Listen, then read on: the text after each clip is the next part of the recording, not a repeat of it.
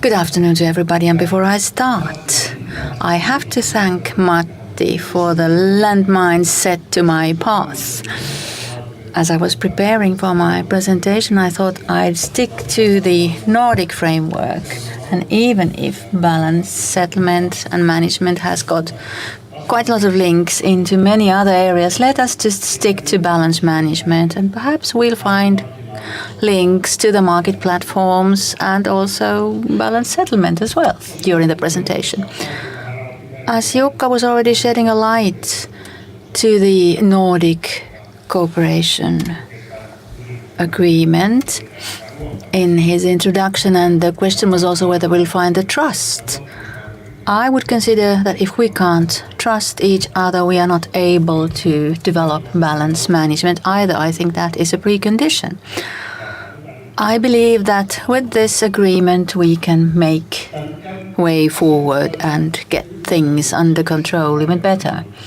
A key element was exactly the balance model, the ACE model, but before that, one of my aims with this presentation is that everybody present here knows what we speak of when we speak of balance management.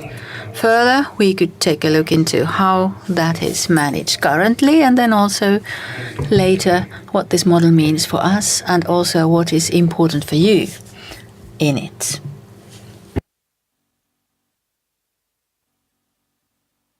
What does balance management mean then? I am sure that most of us have become familiar with this word, and it is certain that the system operators have made plenty of noise of that. Well, why do we do it? Why it is so important? Briefly said, balance management means that we put both production and consumption into balance. All of you operators, be it then electricity suppliers, users, producers, you have your own contribution so that we can match this at an hourly level. But as we know, there are errors in forecasting, there are process errors, therefore production and consumption never will be as we've planned it. Further, during the consumption hour, there is variation in production and in consumption, and that also then brings an imbalance. And that is why this also then deviates from the nominal frequency of 50 Hertz, and we wish to bring that into balance. So why is it important that it has to be 50 Hertz? As all electric appliances and production sites have been planned to work on that frequency. Of course, none of us will notice if the frequency deviates slightly from the 50 Hertz. Things still work as they should do, but if the deviation is very big, then there will be faulty appliances, some production sites will be decoupled from the network and grid, and to its worst, it could be even a nationwide major disturbance. Therefore, we are prepared for one single error in our electricity system not to lead us to a chain reaction where the frequency either goes far too high up or goes far too low down, when more and more appliances or production plants will be disturbed. So therefore, we keep the frequency at 50 Hertz, we keep the system in balance, and we are prepared for the fact that even in a bigger disturbance, we won't get into such frequency areas where there would be bigger disturbances occurring. How do we take this into account and how we manage that? In Finland, the responsibility is with Fingrid, and Fingrid has reserve markets, which are then used to also activate balancing power when needed. Let us look at the current Nordic balance management. As I said, it is the frequency that indicates the balance between production and consumption, and any procedure that we take is either based on the current frequency or predicted frequency, and therefore we then from the Nordic balancing power markets order power that can be then produced for the whole synchronized area covering in Norway, Finland, Sweden and the eastern Denmark, and all resources will be used that are needed for that. So all national grids also then send their own offers to the joint list of balancing powers, where we then pick up the cheapest offers. Naturally, if there are bottlenecks, in that case, each and every country will take care of the balancing for itself. And that is a big challenge, we could say. And that is also why our current model for balance management has come to its end. As if we have big bottlenecks in our transmission grid, all 4 countries would balance their own system, and then 2 system operators, Svenska Kraftnät and Statnät, also have to see that the frequency will be maintained in the frequency set, and then there would be so many who would try and keep the balance in the system. In other words, the current balance management is based on the synchronized frequency, and all decisions are made based on that. How about the new model that we are to move into? We speak about the so-called ACE model, which is the area control error model. As I said, to date, in our balance management operations, we concentrate on frequency. And in such a regional or area control error model, each area is divided into smaller parts, which are then balanced as individual areas. So we are to divide the Nordics into 11 load frequency control areas, which now corresponds to the current bidding zones in the power markets. There's a natural explanation to that. The major bottlenecks in our transmission grids are exactly between these areas.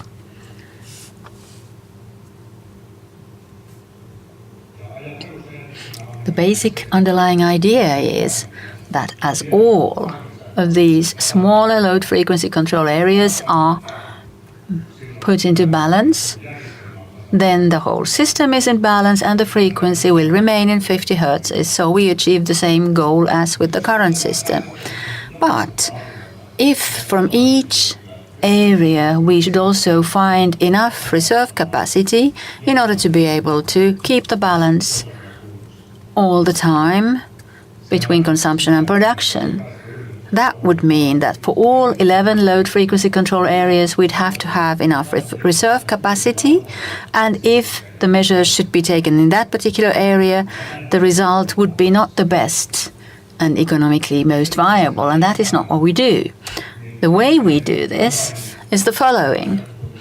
All TSOs are in charge of the power balance in their LFC areas. They are to calculate the power imbalances of the area. They are to define the needed adjustments to get the balance, and then all TSOs are going to send a request to the marketplace, which they are to establish jointly.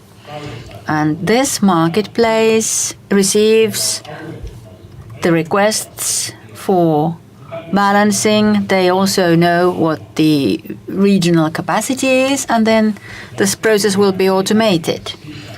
And we are not interested in knowing where the imbalance is located.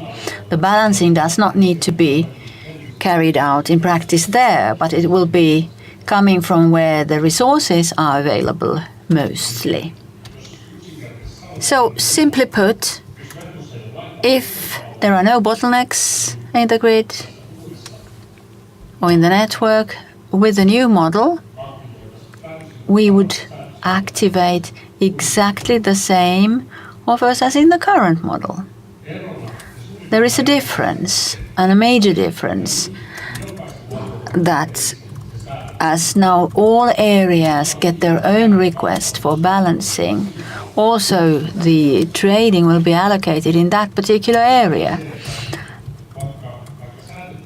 And if the request for balancing has been made and the system has varying requests for balancing, we could say that there is request from Finland to less capacity, and whereas in Sweden to more capacity. So therefore we can also then take the net sum of this. So if the other area needs to adjust the capacity to increase it and the other one needs to decrease the capacity, we can then establish the net effect, and we are able to utilize the different needs of different areas, and therefore we can avoid unnecessary activations. Perhaps the biggest impact for yourselves in charge of balance management is that if we consider the current model of balance management, where we have the hourly trading sessions, and in Finland we might see a need from northern Sweden to have a upward capacity, and then on the other side a downward capacity. So if we take the net effect during the hour, that would be zero. And we can't see that as a balance power in neither of our countries, and therefore we won't pay that in Finland. It will actually be paid by the Swedish market operators. But in future, each balancing transaction will be allocated to that particular area where it's needed.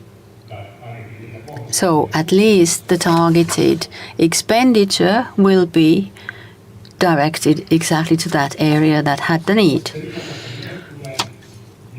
Something that is also interesting as the decisions on balancing are based on the current frequency or the predicted frequency, things will get more automatized for balance management, so decisions are made more often and anytime when there is a need for that. So the human hesitation will be left out. And as we now think that, okay, I have a frequency which currently is so and so, and when I'm ordering balancing power, I'm thinking 15 minutes ahead, which is the activation time for the balancing product, and I'm trying to preempt what the situation will be in 15 minutes time and whether I'll make the order now or within 15 minutes. In future, the calculations are made every 10 seconds for every area, and the balancing is carried out immediately. Therefore, we can make sure that we can keep the frequency all the time very close to 50 Hz. That is perhaps the major change that you will see in future. Everything will be more automatized. Decisions will be taken immediately for balancing when the need arises, and that will increase the number of balancing procedures and perhaps also creates incentives for the ones in charge of balancing to keep the balance better. This was a basic idea on how the ACE will be implemented in the Nordics. Regarding other impacts of our agreement, as for the balance management, there are basic principles that we have agreed on. There are things to be developed together and to be agreed together. And the agreement establishes that we are able to also have our say in future decisions. As we now also have established a joint entire region, we've agreed on the basic principles on how the reserves and the amount of reserves of the TSOs will be dimensioned. And we've been able to consider a bigger area together. Therefore, the needed reserve capacity is smaller than the individual need for all 11 LFC areas as a total. So the reserve that all the TSOs need to keep is smaller when we also then take less reserve capacity off from the power markets. Something which is also a major aspect that we've agreed on is that we need joint reserve capacity markets, both for automated and manual systems, as this is not something that will be obligatory. It is a voluntary market. And Matti referred to the European platforms Picasso and Mari, which are European-wide, pan-European platform for these AFFRRs and MFRRs, which then will be established, meaning the automated frequency restoration reserves and manual systems, and that then will be already further developed, and we will also build the energy markets for the full restoration when the energy markets are in full use. Perhaps a few words on the impacts of the new ACE model. As I already said, we will have more automated balancing procedures. So therefore the frequency will be closer to 50 Hz, will be better handling situations where the disturbances would be bigger and we can avoid them. Bigger outages, major outages in particular. The markets will be broader for reserve capacities and will develop energy markets. And I mentioned the incentives for the balance responsible parties. And the main underlying idea is that each balancing procedure will be allocated to a certain region, certain area. So currently it is an hourly net effect, and we can then take the expenses to the area which has caused them. So we speak about the polluter pay model. So those who cause the errors will also pay for it. As we've now established the basic principles on how we dimension the reserve capacity for the Nordics, the more there will be deviations, balance deviations in Finland, the bigger the share of the reserves that have to be kept by Fingrid to Nordic needs. And of course that will be also then seen as expenses for those in charge of balance management. Naturally, if we can keep our balance clean, that means that the needed amount of our reserves will be smaller. Then a few words on the implementation schedule. Our agreement initially outlines the main principles, and there are still things to be agreed regarding markets, planning and implementation. We agreed on this agreement that Svenska Kraftwerk and Statnät will take care of the operations in the new marketplaces and the ITC systems needed, and they act as service provided for Fingrid. The work is underway after the signing of the agreement, and there will be work to do for the next years in order to be able to create functioning markets, so that also the net effect will be totally different for balance management. I mentioned the capacity markets already, and currently each Nordic country has a different capacity market for reserves, and schedules are different. Some do weekly trading, some intraday, some day after trading. And as we also do carry out reserve trading between the system operators, it is still a totally different environment. But since 2020, we do have the AFRR, which we also call Ferrari. We're going to establish a capacity market for the automated frequency restoration reserve, and then starting mid-2019 also for the manual frequency restoration reserve. Mid-2020, there will be a major change for the reserve suppliers too. In the balancing power market, we'll move into the 15 minutes resolution for the energy market, and then there's also the 15-minute ISP, which is not included into the Nordic agreement.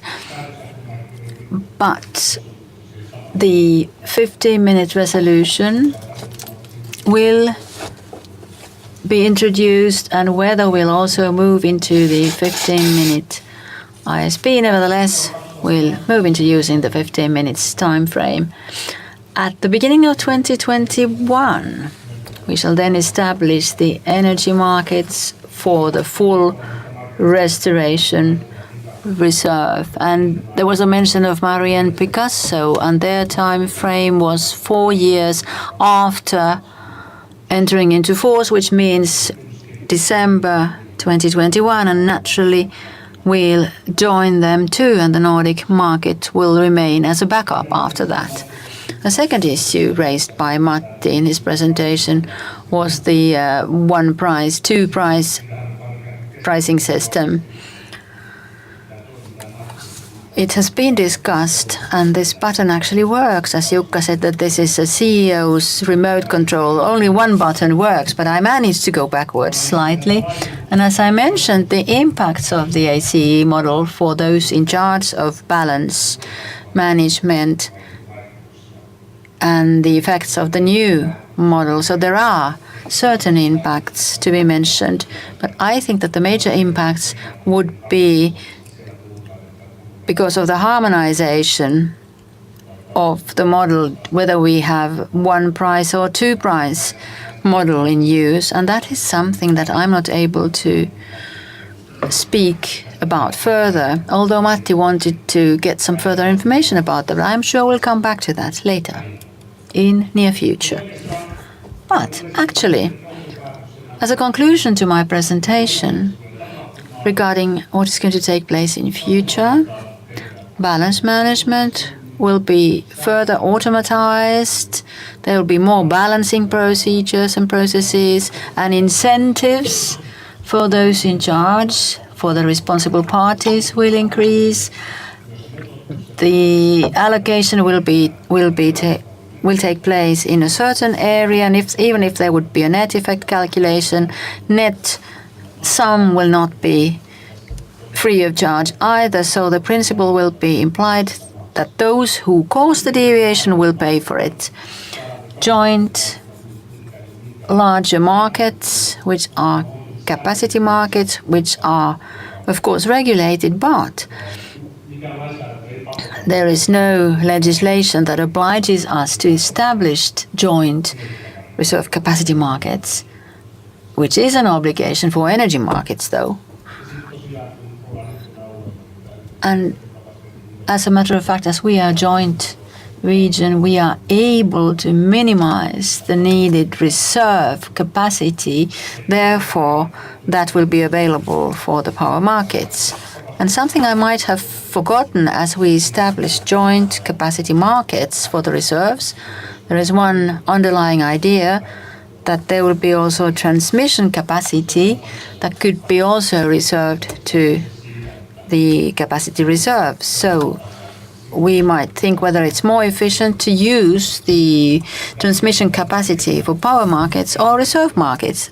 We'll make a proposal later on, and you'll be also consulted before we'll send it to the Energy Agency so that it can confirm it. This was my presentation. Thank you very much for your attention.